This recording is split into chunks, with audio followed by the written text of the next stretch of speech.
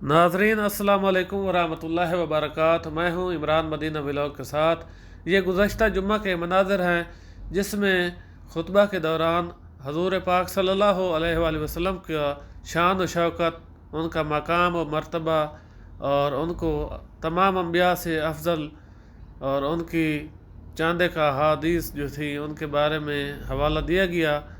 और उसके अलावा हज़रत यूसुफ़ अलैहिस्सलाम जो थे उनको जिस तरह भाइयों ने कुएं में डाल दिया था और अल्लाह पाक ने उनको बादशाहत का ताज पहनाया था।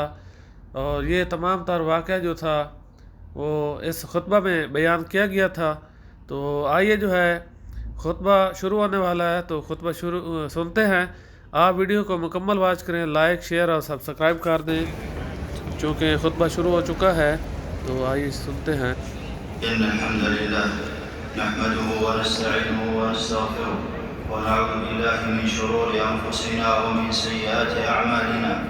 من يهده الله فلا مضل له ومن يضلل فلا هادي له، وأشهد أن لا إله إلا الله وحده لا شريك له، وأشهد أن محمدا عبده ورسوله صلى الله عليه وعلى آله وأصحابه وسلم تسليما كثيرا. أما بعد، فاتقوا الله عباد الله حق التقوى، اتقوه في السر والنجوى. أيها المسلمون، الخلق وجعلهم في الأرض خلائف ورفع بعضهم درجات، والمرتبة العليا على الإطلاق منهم مرتبة الرسل، فهم المصطفون من عباده الذين سلم عليهم في العالمين واختصهم بوحيه وجعلهم أمناء على رسالته. وهؤلاء العظماء فاضل الله بينهم، فأفضلهم نبينا محمد صلى الله عليه وسلم، ثم إبراهيم عليه السلام. وقد أكثر الله في كتابه من أخبار إبراهيم عليه السلام من نشأته إلى مآله في الآخرة. اجتباه ربه من بين العالمين، قال تعالى: ولقد اصطفيناه في الدنيا. وفي صباه من عليه بعقل سديد ورأي رشيد، قال سبحانه: ولقد آتينا إبراهيم رشده من قبل. أمره الله بالاستسلام والانقياد له فأجابه من غير تردد، إذ قال له ربه أسلم، قال أسلمت.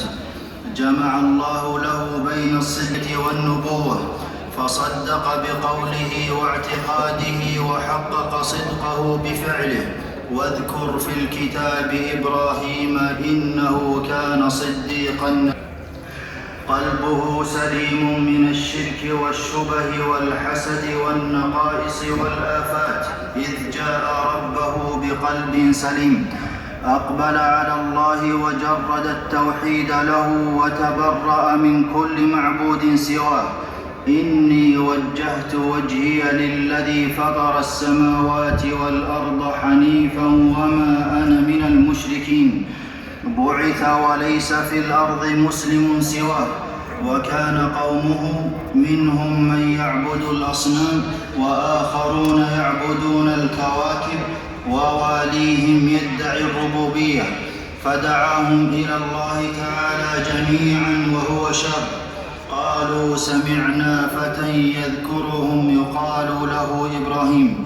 ووهبه الله قوة الحجة بالعقل بأجمل عبارة وأخصرها، فناظر من يعبد الأصنام بقوله: هل يسمعونكم إذ تدعون أو ينفعونكم أو يضرون؟ وقال لأبيه: يا أبت لم تعبد ما لا يسمع ولا يبصر ولا يغني عنك شيئا. وحاج من يعبد الكواكب بغيابها عن عابدها حينا من الزمن بقوله: لا أحب الآفلين.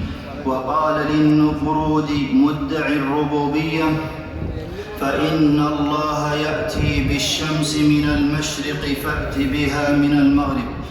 كان كثير العبادة ملازما لطاعة الله خاضعا له. إن إبراهيم كان أمة قانتا لله أمره الله ببناء الكعبة وعهد إليه بتطهير البيت من الشرك وأمره أن يؤذن بالحج فامتثل جميع ذلك وامتحنه بالنعم فكان شاكرا لها شاكرا لأنعمه وابتلاه بالمحن فكان صابرا عليها. في شبابه حرم الولد وفي كبره وهو في الشام وهبه الله من هاجر إسماعيل. قال النبي صلى الله عليه وسلم عن هاجر وهي تحب الأنس رواه البخاري. فأمره الله مع حب هاجر للخلطة بالناس أن يضعها مع ولدها الرضيع بين جبال في واد لا حسيس فيه ولا أنيس ولا ماء ولا زرع، فاستوحشت ولحقته وقالت له: الله الذي أمرك بهذا؟ قال: نعم. قالت: إذن لا يضيعنا. رواه البخاري. ولما بلغ إسماعيل سنا يكون في الغالب أحب ما يكون لوالديه أمره الله أن يذبحه وهو ولده الوحيد وبذبحه ينقطع نسله. ومع هذا الله قال سبحانه: فلما بلغ معه السعي قال: يا بني إني أرى في المنام أني أذبحك، فصرع ابنه إسماعيل على وجهه ليذبحه من قفاه فداه الله بذبح عظيم. قال سبحانه: إن هذا لهو البلاء المبين. ولما دعا قومه لتوحيد الله أججوا له نارا عظيمة مبالغة في تعذيبه وإحراقه ثم ألقوه فيها، فقال الله: يا نار كوني بردا وسلاما على إبراهيم. اختبره الله بأوامر ونواهي فقام بهن كلهن. قال تعالى: وإذ ابتلى إبراهيم ربه بكلمات فأتمهن. أثنى الله عليه بأنه قال سبحانه: إن إبراهيم لحليم أواه وهو أكثر الأنبياء دعاء في القرآن العظيم، وقلبه ممتلئ بحسن الظن بالله والثقة بأنه يعطيه ما سأله.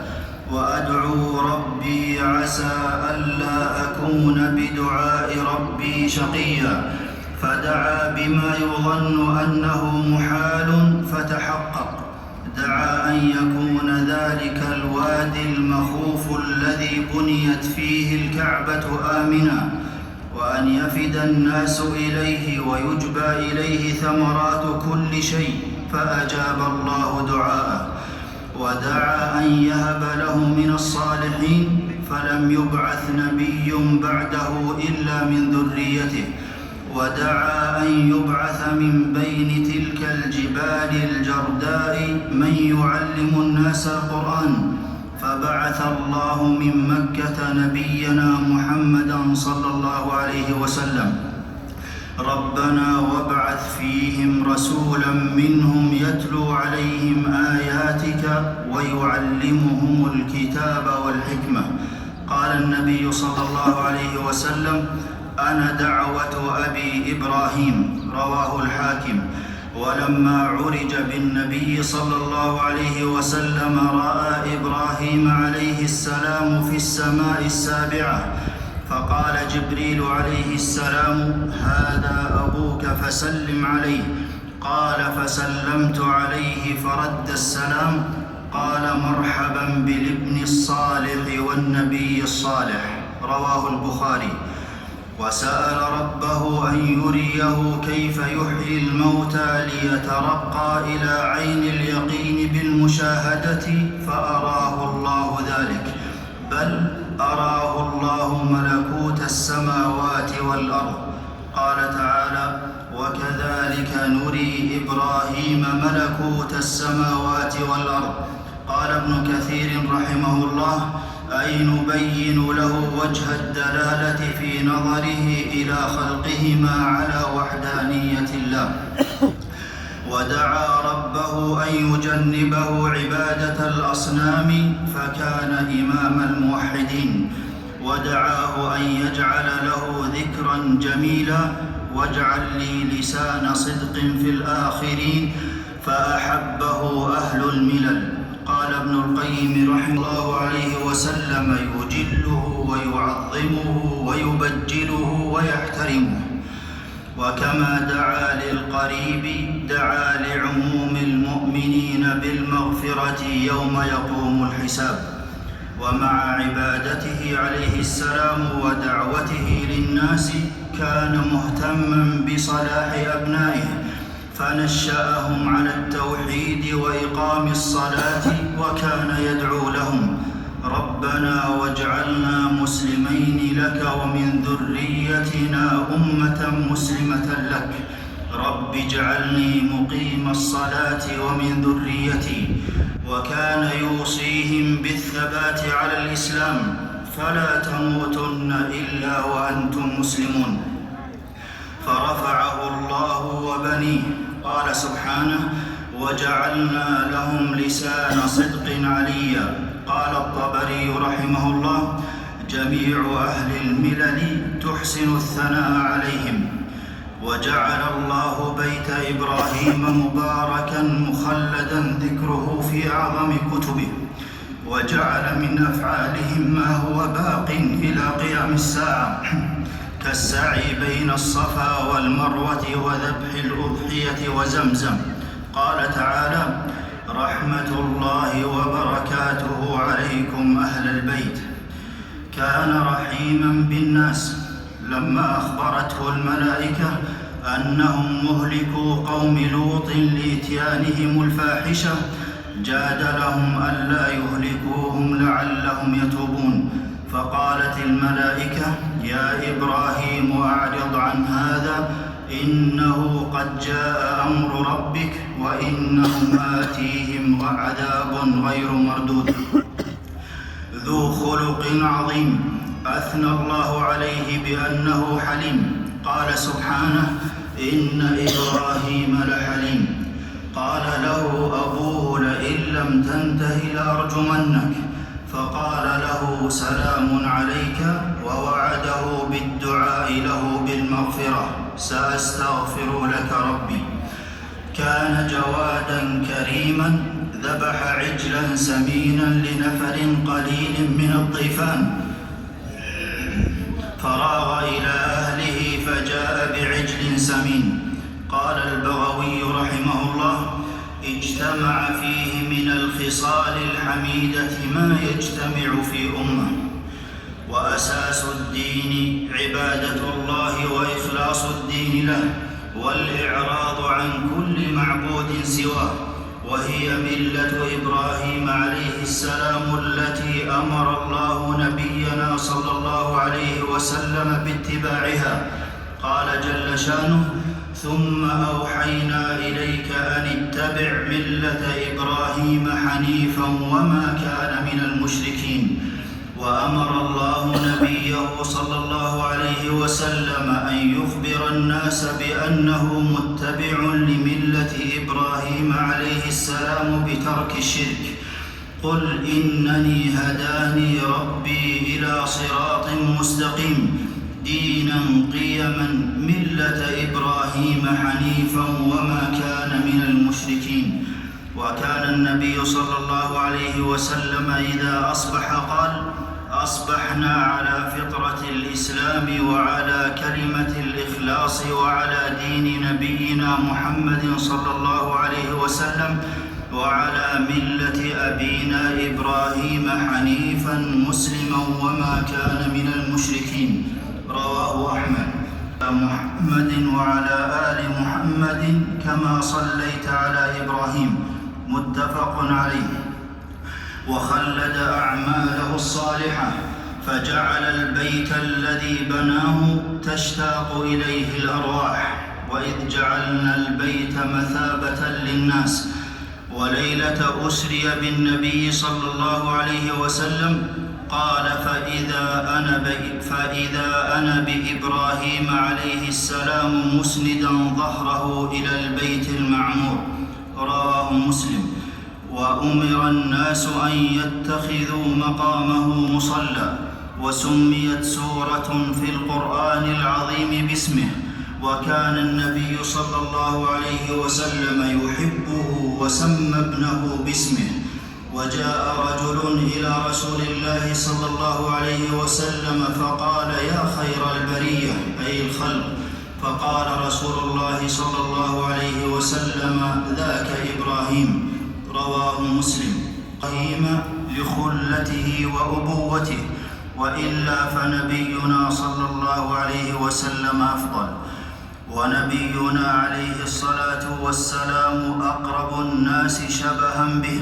قال عليه الصلاة والسلام: عرض علي الأنبياء ورأيت إبراهيم صلوات الله عليه، فإذا أقرب من رأيت به شبها صاحبكم، يعني نفسه. رواه مسلم. وأول الخلائق يكسى يوم القيامة إبراهيم عليه السلام، متفق عليه، وهو في الآخرة من السعداء. قال جل شأنه: وإنه في الآخرة لمن الصالحين. وبعد أيها المسلمون، فالله قص علينا قصص المرسلين لنقتدي بهم. أولئك الذين هدى الله فبهداه مقتده. وإبراهيم عليه السلام أبو الأنبياء كان أمة على الحنيفية والحق وحده، وإماما لجميع الحنفاء يقتدون به في ذلك. قال سبحانه: إن إبراهيم كان أمة. ومن لم يعبد الله وحده ويمتثل أمره ويجتنب نواهيه فقد خالف ملة الخليل وظلم نفسه. أعوذ بالله من الشيطان الرجيم. ومن أحسن دينا ممن أسلم وجهه لله وهو محسن واتبع ملة إبراهيم حنيفا. بارك الله لي ولكم في القرآن العظيم، ونفعني الله وإياكم بما فيه من الآيات والذكر الحكيم. أقول قولي هذا وأستغفر الله لي ولكم ولجميع المسلمين من كل ذنب فاستغفروه، إنه هو الغفور الرحيم.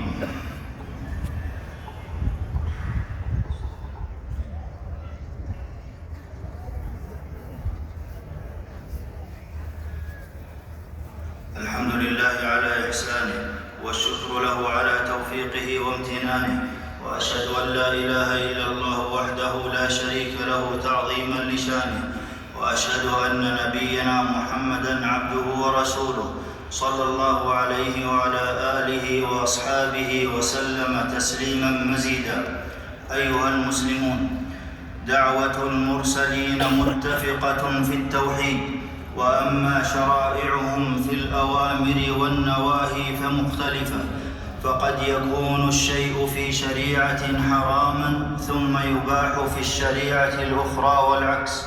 قال عز وجل: لكل جعلنا نتبع شرعه. ولما بعث نبينا محمدا صلى الله عليه وسلم وجب على جميع الثقلين الإيمان به وطاعته، وبذلك ينال خير الدنيا والآخرة. ثم اعلموا أن ربكم بالصلاة والسلام على نبيه، وقال في محكم التنزيل: إن الله وملائكته يصلون على النبي يا أيها الذين آمنوا صلوا عليه وسلموا تسليما.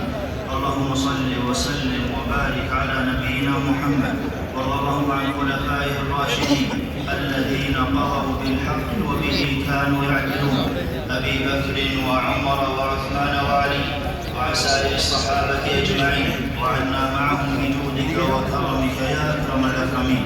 اللهم أعز الإسلام والمسلمين، وأذل الشرك والمشركين، ودمر أعداء الدين، واجعل اللهم هذا البلد آمنا مطمئنا رخاء وسائر بلاد المسلمين. اللهم أصلح أحوال المسلمين في كل مكان. اللهم اصرف عنهم الفتن والمحن ما ظهر منها وما بطن. اللهم كن لأوليائك وضعفائك وليا ونصيرا وظهيرا يا رب العالمين. اللهم وفق إمامنا وولي عهده لما تحب وترضى، وخذ بناصيتهما للبر والتقوى، وانفع اللهم بهما الإسلام والمسلمين. ربنا آتنا في الدنيا حسنة وفي الآخرة حسنة وقنا عذاب النار. اللهم أنت الله لا إله إلا أنت الغني ونحن الفقراء، أنزل علينا الغيث ولا تجعلنا من القانطين. اللهم اغثنا، اللهم اغثنا، اللهم اغثنا. ربنا ظلمنا أنفسنا وإن لم تغفر لنا وترحمنا لنكونن من الخاسرين. عباد الله، إن الله يأمر بالعدل والإحسان وإيتاء ذي القربى وينهى عن الفحشاء والمنكر والبغي يعظكم لعلكم تذكرون.